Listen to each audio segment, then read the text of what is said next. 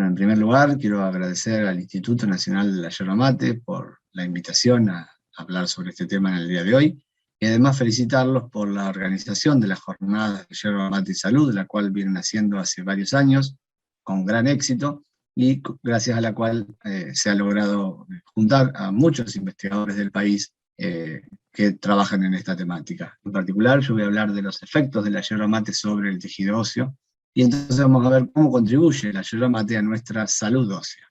Mi nombre es Lucas Brun, soy médico e investigador de CONICET y director del Laboratorio de Biología Ósea de la Facultad de Ciencias Médicas de la Universidad Nacional de Rosario. A modo de breve introducción, algo que ustedes conocen claramente, que el consumo de yerba mate es habitual en Argentina y otros países de América del Sur. Pero un dato que tal vez no sea tan conocido: en nuestro país, la yerba mate constituye la fuente de ingreso más importante de cafeína. ¿Qué quiere decir esto? El 50% de la cafeína que incorporamos diariamente es a través de la yerba mate.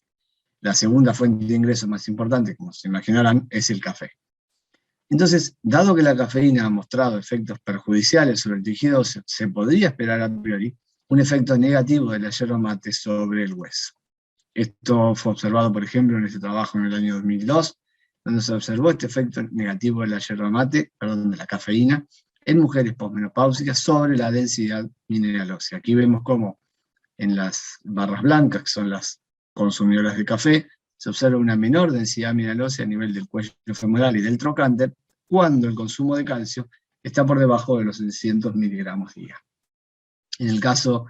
de las barras que vemos a la derecha, donde no se ve esa diferencia, es en los casos donde el consumo de calcio está por encima de los 750 miligramos día, por lo tanto cercano a los valores recomendados, que son de 1000. Esto quiere decir que ese efecto negativo de la cafeína se observa solo cuando el consumo de calcio es insuficiente.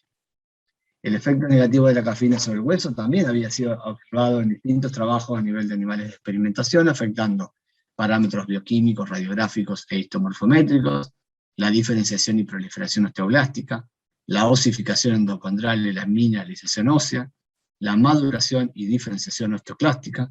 el proceso de reparación al durar la velocidad después de la extracción dental también es un proceso afectado por la cafeína. Sin embargo, hay trabajos que reportan que dosis bajas o moderadas de cafeína tienen un efecto favorable para el tejido óseo. Entonces, digamos, resumir esto diciendo que el efecto negativo de la cafeína sobre el tejido óseo se observaría solo a dosis altas. Esas dosis serían aproximadamente 200, 300 miligramos de cafeína por día,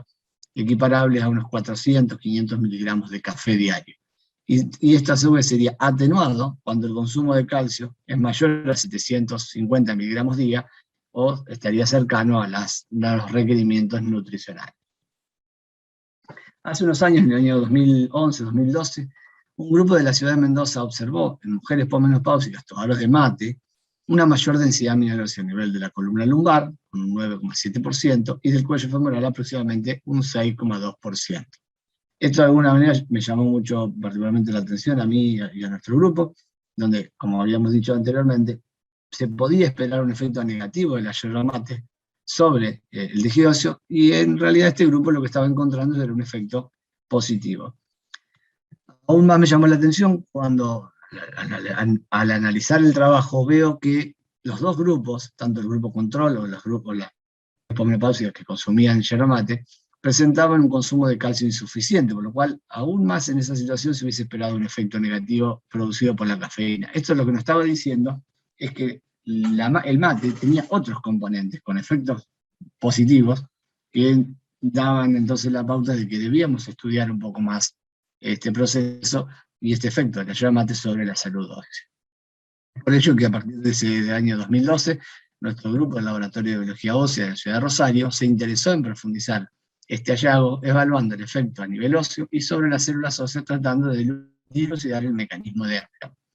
Nos planteamos entonces como primer estudio un objetivo general, donde decidimos estudiar el efecto de la yerba mate sobre el tejido óseo, con determinaciones o planteamos objetivos específicos, donde evaluamos la densidad mineral ósea, la morfometría cortical, la histomorfometría ósea, la conectividad trabecular y propiedades biomecánicas. Eso lo hicimos a través de dos tipos de experimentos. El primero a través de un modelo animal de línea rata de Sprague-Dawley en crecimiento, donde tuvimos 4 grupos experimentales, un grupo control que recibió agua con 2 tipos de dieta, una dieta baja en calcio y una dieta normal, y el grupo yerba mate, donde también teníamos 2 grupos, dieta con bajo contenido de calcio y con dieta normal. Y un segundo modelo, en este caso ya un modelo de baja masa ósea establecida, con ratas control y ratas ovarectomizadas, simulando un modelo de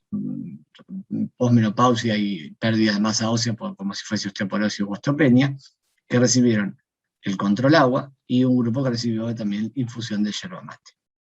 Veamos entonces qué hicimos en estos modelos experimentales. En ambos casos, la yerba mate se administró ad libitum, o sea, a libre demanda, como una infusión preparada con 25 gramos de yerba mate por litro de agua, obviamente con un proceso previo de filtración y enfriamiento por 90 días. En el primer modelo experimental estudiamos pasado el tiempo experimental, los fémur y las tibias, huesos largos de estos animales, a través de distintas técnicas como la densidad mineral ósea, el análisis morfométrico cortical, las propiedades biomecánicas a través de 2 ensayos, el ensayo de flexión a 3 puntos y el ensayo de compresión, y la histomorfometría y conectividad trabecular.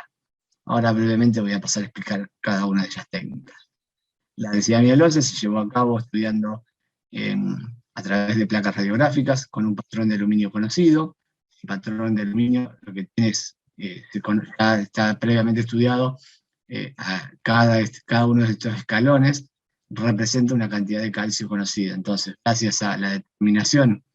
a través de un software del área y de las tonalidades de grises incluidos dentro de esta zona amarilla, y utilizando como escala este patrón de aluminio con constelaciones de calcio conocida, uno puede establecer el promedio de esa escala de grises al interior de esto amarillo y determinar entonces la densidad mineral ósea en función del área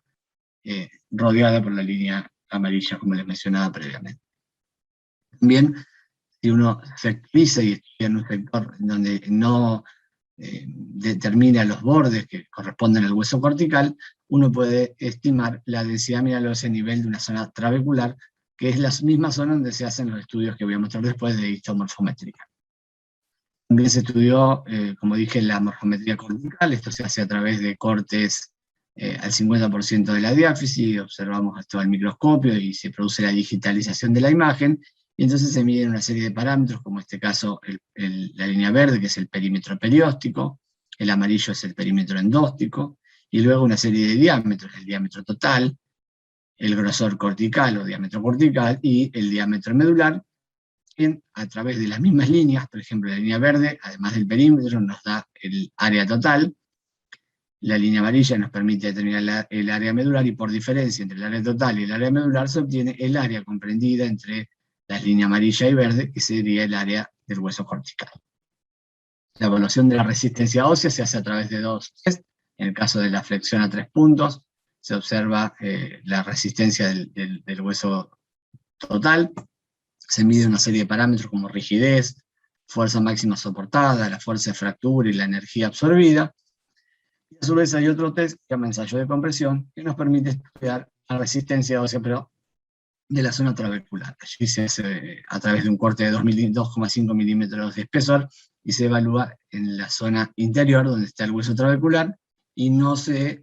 produce sin efecto, digamos, de la zona externa donde estaría el hueso cortical. La histomorfometría ósea se hace a través de cortes histológicos, donde se obtiene una imagen de 2 milímetros cuadrados a 1 milímetro debajo del cartílago de crecimiento, y se produce, también utilizando un software, la delimitación de todas las zonas trabeculares óseas para obtener una serie de parámetros como el porcentaje de tejido óseo, y luego con algunos cálculos matemáticos, espesor trabecular, número de trabéculas y separación trabecular. ¿Qué obtuvimos como resultado en este primer estudio? Bueno, observamos que la densidad mineral ósea se vio afectada por la dieta, como era esperar. O sea, los animales del grupo control que recibieron agua, pero que recibieron una dieta insuficiente de calcio, tuvieron una disminución o pérdida de la densidad mineral ósea. Efecto que no se vio en el grupo de yerba mate, lo cual nos estaría hablando de un efecto protector de la yerba mate ante la dieta hipocálcica. O sea, que aquellos grupos que recibieron dietética, pero que recibieron yerba mate, no tuvieron la misma pérdida que se observa en el grupo control. Congruente con la densidad mineral ósea, se observó la misma tendencia y la misma información sobre el volumen de óseo trabecular, o sea, se produce pérdida del volumen óseo trabecular en los animales que recibieron agua y dieta con bajo contenido de calcio, pero esa pérdida no es lo suficientemente importante para observar una diferencia entre estos dos grupos cuando se administra yerba mate. No vimos lo mismo en los ensayos de flexión y en el ensayo de compresión para los estudios biomecánicos. Aquí, tanto en el grupo control como en el grupo yerba mate, cuando se administró una dieta con bajo contenido de calcio, se observó una disminución de los parámetros, por ejemplo aquí, fuerza de fractura, y en esta gráfica la rigidez. Aquí la yerba mate no logró proteger o no mostró su efecto protector observado en las imágenes o en los estudios anteriores. Entonces, como conclusión, decimos que el efecto negativo de una dieta con bajo contenido de calcio sobre la densidad mineral ósea y las variables histomorfométricas es revertido en parte por la yerba mate. Sin embargo, la yerba mate no fue capaz de revertir el efecto de esta dieta en bajo contenido de calcio sobre, por ejemplo, las variables biomecánicas y la conectividad trabecular. Y allí nos planteamos que tal vez la presencia de polifenoles u otros compuestos que puedan estar dentro de la yerba mate, con un efecto en este caso favorable sobre el tejido óseo, atenúen el posible efecto negativo que hubiésemos esperado de la cafeína, como dijimos previamente, también presente en la yerba mate. El segundo modelo que les había mencionado previamente, que es un modelo con baja masa ósea ya establecida, bueno, acá lo que observamos es que no hay ningún efecto, en este caso, diferencial de la yerba mate, tanto a nivel del volumen trabecular, bueno, se produce una disminución en este modelo de baja masa ósea sin efecto protector de la yerba mate. Entonces, como conclusión de este segundo estudio, lo que decimos es que la yerba mate no tendría efecto sobre el hueso una vez que la masa ósea ya se encuentra disminuida, o sea, en estados de osteoporosis o menopausia. Por lo tanto, como dijimos en el primer estudio, si bien demostramos un efecto beneficioso de la yerba mate sobre el tejido óseo, la yerba mate no debería ser considerada como un tratamiento en enfermedades óseas como la osteoporosis. Por lo tanto, lo que nos tenemos que llevar de esto es que la yerba mate es un nutriente, o contiene nutrientes, que son beneficiosos para proteger o para acompañar o para cuidar nuestra salud ósea, pero no debemos considerar la yerba mate como un tratamiento para las enfermedades óseas. Luego, como decía, sospechábamos allí que los polifenoles podían tener algún rol preponderante. Entonces decidimos estudiar los mecanismos moleculares, los polifenoles a nivel de los tejidos óseos, y nos basamos en algunos trabajos de otros grupos experimentales, de otros grupos de investigación que habían realizado previamente. En este esquema, simplemente no los quiero complicar con las siglas, vemos el proceso de diferenciación desde las células mesenquimales hacia las células osteoblásticas u osteocitos, cómo se van produciendo su diferenciación hasta células maduras que producen síntesis de matriz ósea que luego se va a mineralizar, y en definitiva son células productoras de tejido óseo.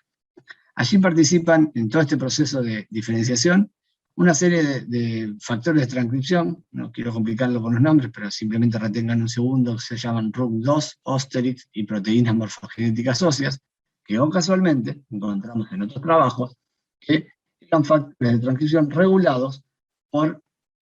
polifenoles. En este caso vemos algunos trabajos con diferentes polifenoles y diferentes concentraciones, cómo incrementan la expresión de esta proteína RUC2 o el ácido o el ARN mensajero de estas proteínas que intervienen en la diferenciación ósea. Y acá también vemos en otra serie de trabajos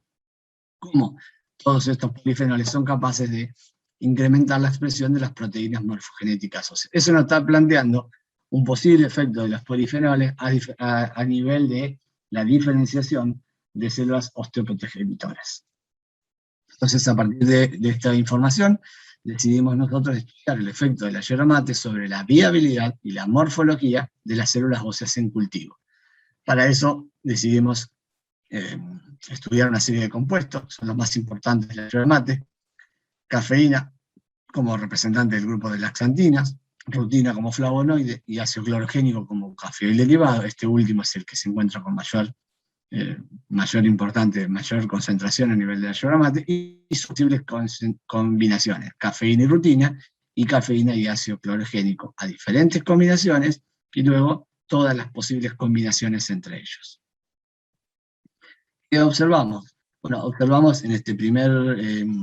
diapositiva, vemos la viabilidad de las células que se conocen como MC3T3E1, que son células para estudiar el osteoblasto, o sea, tienen morfología y comportamiento de células osteoblásticas. Y allí observamos en la parte superior de esta gráfica que todas las concentraciones de los componentes o los compuestos que estudiamos en forma individual, rutina, ácido clorogénico a diferentes concentraciones y cafeína a diferentes concentraciones, mostraron un efecto positivo sobre la viabilidad celular. Como podrán ver, este es el grupo control, este es el valor del 100%, y todas las concentraciones se encontraban por encima, o sea, estos componentes estimulaban la proliferación de las células óseas entre aproximadamente un 20%. En las combinaciones, en este caso en la gráfica del medio, vemos todas las combinaciones de ácido clorogénico con cafeína, en donde también vemos que en todas las posibles combinaciones que estudiamos se observó un efecto positivo de la viabilidad celular. Algo similar también se observó al exponer a las células a la combinación de rutina con las diferentes concentraciones de cafeína. Queremos destacar en particular la combinación rutina 10 y ácido clorogénico 10, que tiene la relación polifenol-cafeína 15,1, que es la que se encuentra habitualmente en las